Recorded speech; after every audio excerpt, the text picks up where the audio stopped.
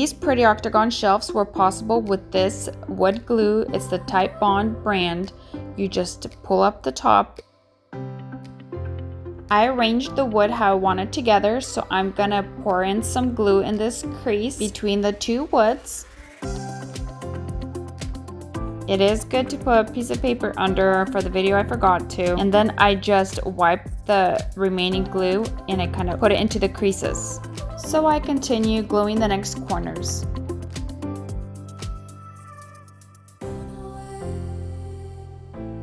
To close the glue, you just press the top down. The label says to keep the glued areas taped or clamped together for 30 minutes and then try not to move it around for the next 24 hours for best results.